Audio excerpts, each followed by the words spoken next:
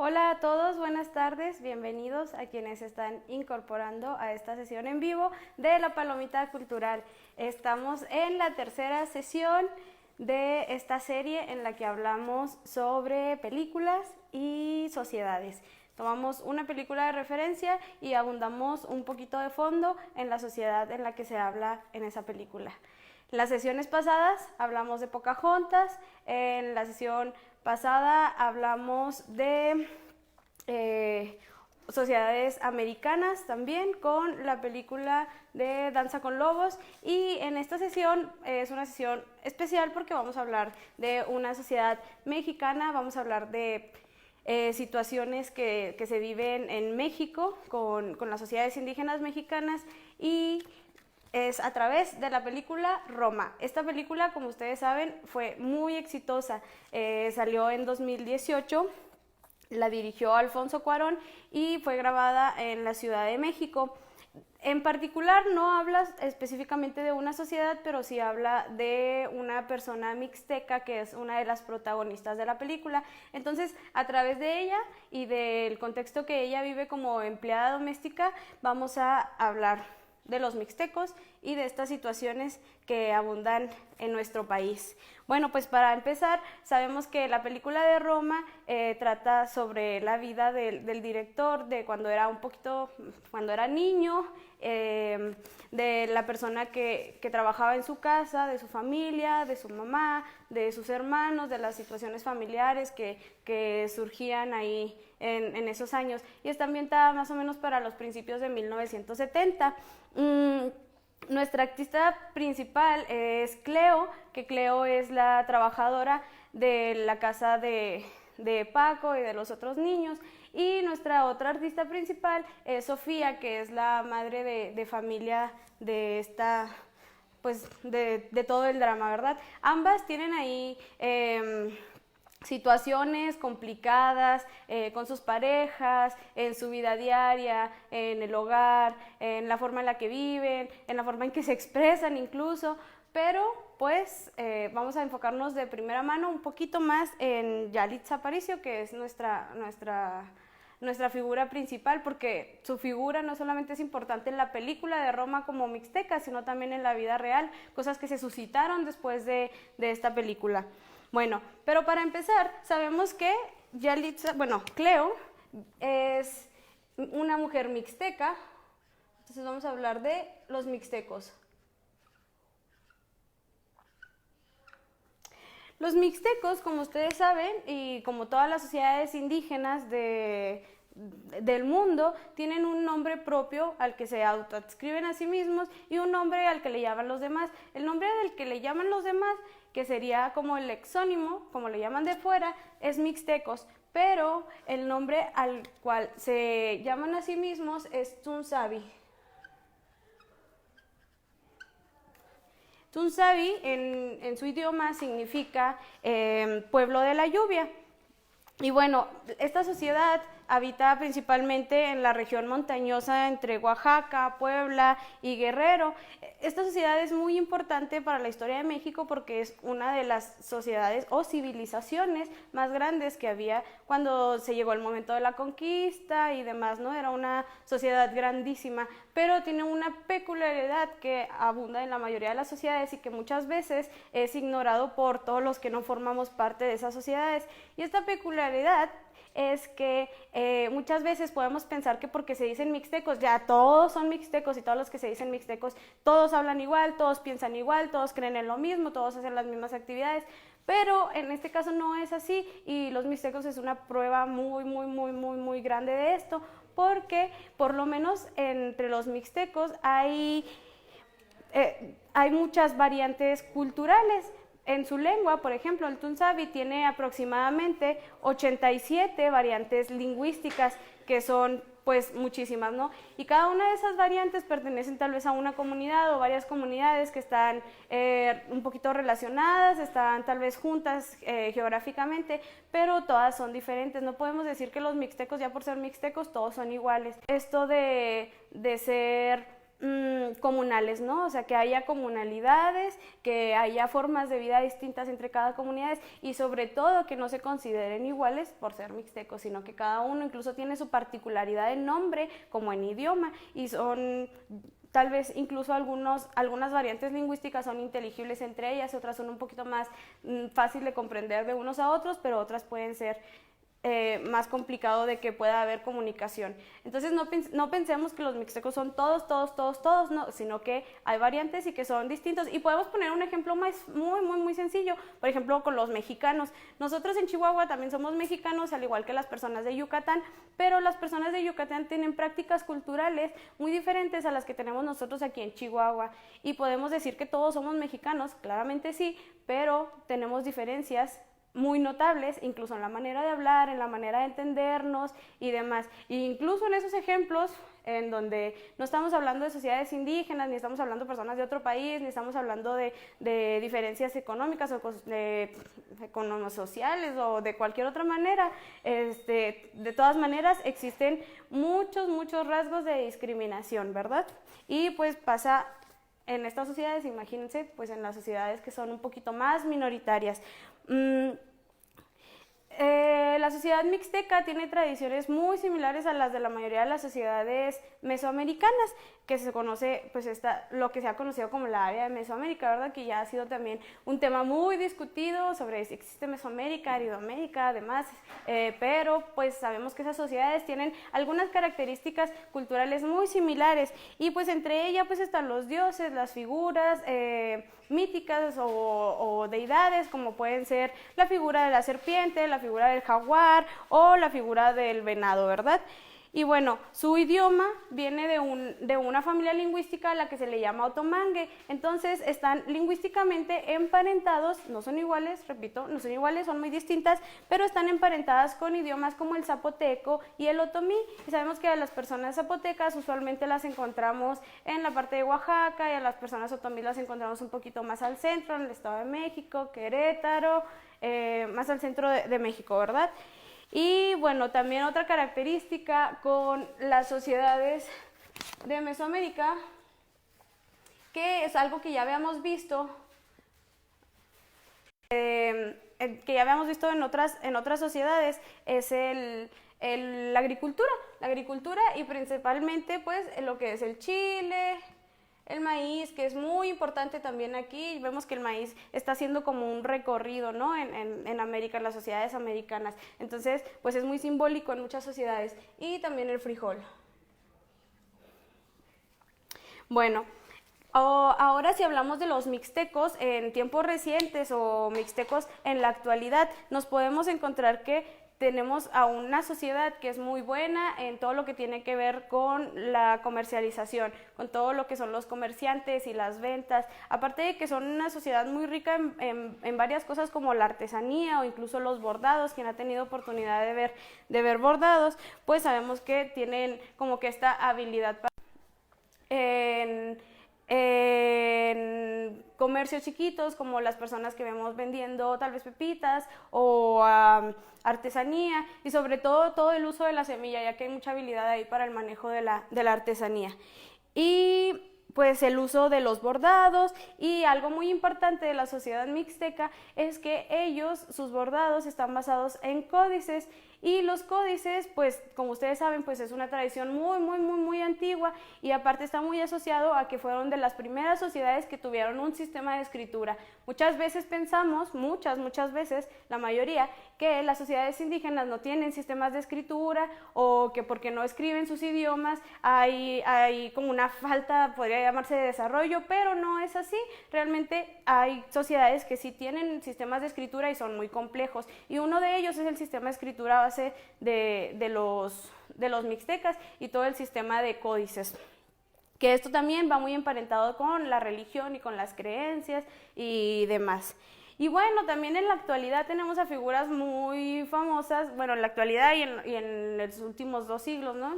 Que son famosas y son de origen mixteco. La más reciente pues es Yalitza, que aparece después de esta película. Yalitza no es no es hablante del idioma, pero se autoadscribe a una comunidad mixteca. ¿Qué pasa? Porque no es hablante, porque como en muchas sociedades, cuando las personas migran a las ciudades grandes, dejan de vivir en sus comunidades o tienen que salir de sus casas, pues para estudiar o para trabajar o para un sinfín de cosas, pues dejan de hablar sus idiomas, y esto es algo muy común que está pasando en México y en el mundo. Las personas dejan de hablar sus idiomas, y una de las principales razones por las que las personas dejan de hablar sus idiomas es por la discriminación que sufren al ser hablantes de otra lengua que no sea la lengua mayoritaria.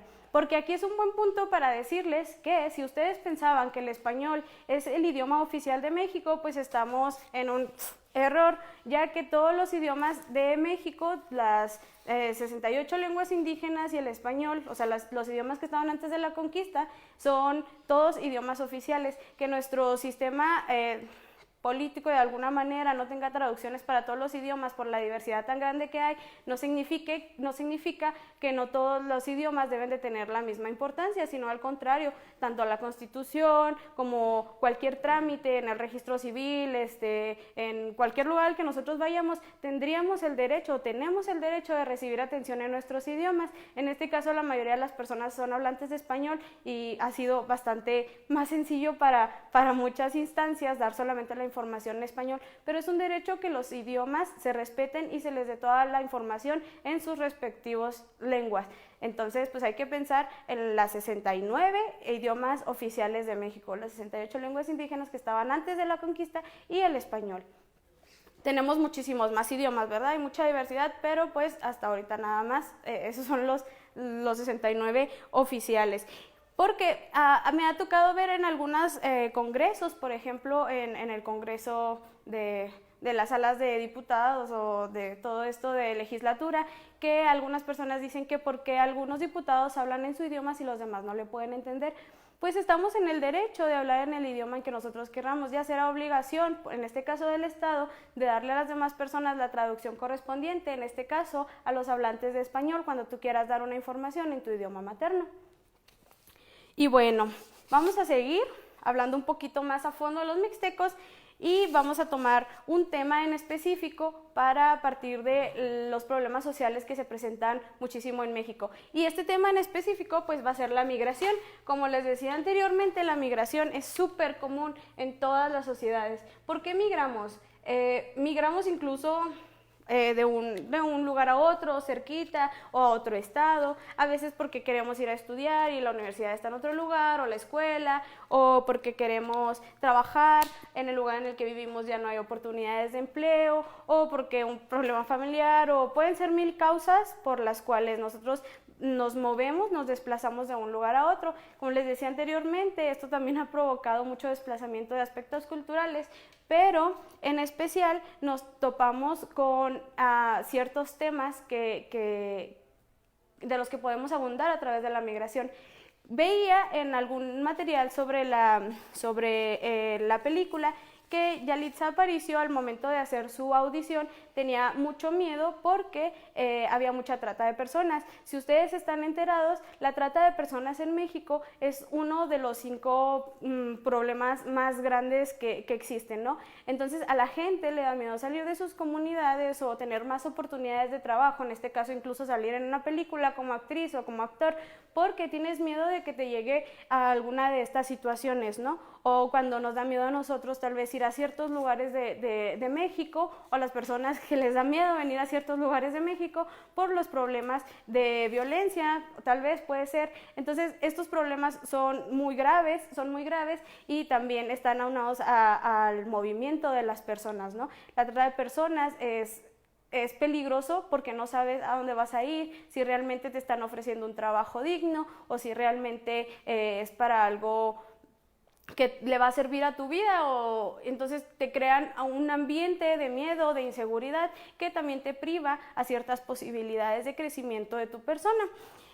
Bueno, otra de las temáticas que se ven en la película, que también es algo que pasa en México, son los embarazos en las mujeres. Si ustedes recuerdan, en la película Yaritza se embaraza de su novio pues se lava las manos y dice, oye, ¿sabes qué no? Incluso saca un palo cuando ella va y lo busca, y le dice que es de él el niño y todo, y él le dice, no, no, y si vuelves, pues no la vamos a encontrar mal, ¿no? Vamos a tener problemas. Ok, el problema de los embarazos en las mujeres es un problema muy grande, no solamente por la cantidad de mujeres que quedan con la responsabilidad completa de sus hijos y la otra parte queda sin responsabilidad, como también lo es un problema que se ve en México, que es la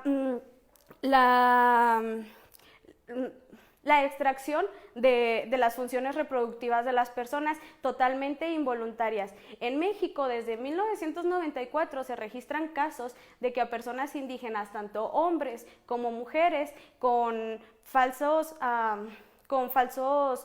procedimientos o diciéndoles que tienen enfermedad, les extraen sus funciones reproductivas para que no puedan tener más hijos. Esto es un total derecho a la libertad de reproducción, a los derechos humanos, a los derechos de la mujer, incluso a los derechos de los hombres. En general es una falta, ¿no?, a la dignidad humana, y es un problema que se vive en México y sobre todo en las comunidades indígenas. Hay muchísimos casos de mujeres que han ido por una gripe y terminan sin útero, ¿verdad? Entonces es un problema muy grande que están viviendo sobre todo y mayormente las mujeres indígenas.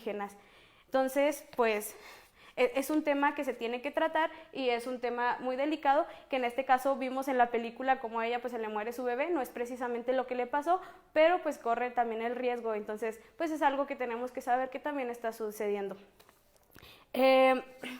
Otra de las cosas que vemos en la película y que es muy súper notorio son las diferencias sociales, por así decirle, ¿no? Las diferencias que hay entre los problemas, que no son menores ni mayores los de una que la otra, los de Cleo contra los de Sofía, que Cleo es una mujer indígena que trabaja como empleada doméstica, que la deja el novio, embarazada, que tiene problemas emocionales, que tiene problemas pues de estabilidad tal vez, porque vive en la casa de alguien más, no podemos decir que tiene su propia casa, es considerada la familia, sin embargo hay actitudes de discriminación hacia ella, la forma en que le hablan, en que le gritan, como si ella tuviera un valor menor al de las personas de la casa, pues porque trabaja ahí, que incluso sus derechos laborales deberían no permitirle a las personas que la trataran con esas actitudes, ¿no?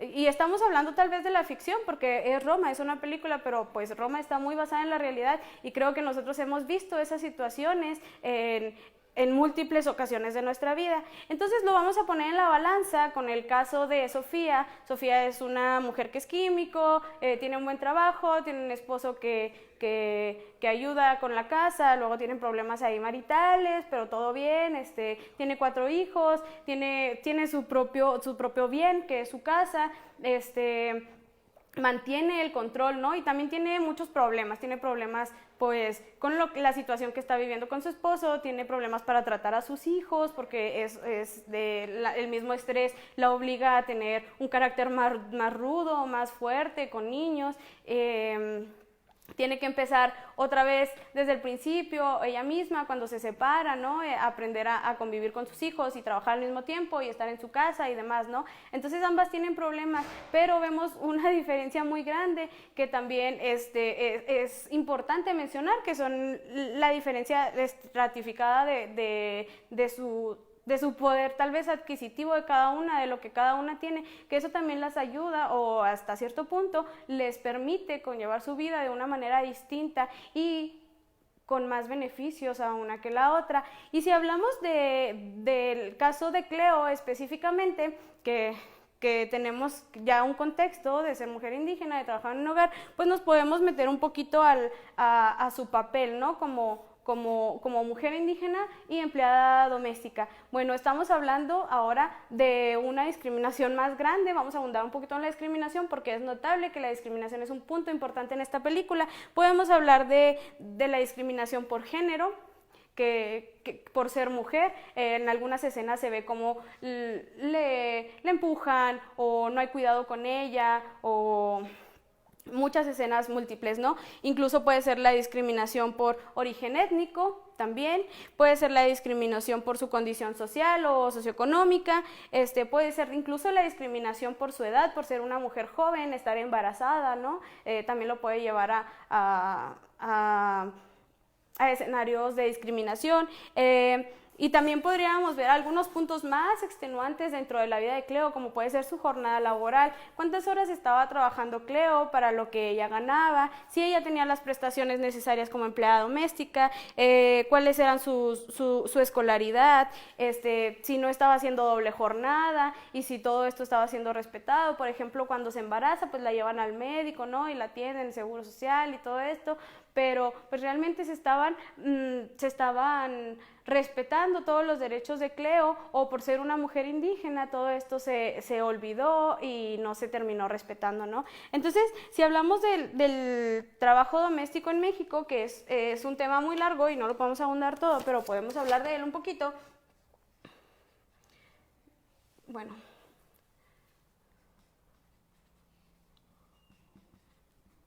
El trabajo doméstico.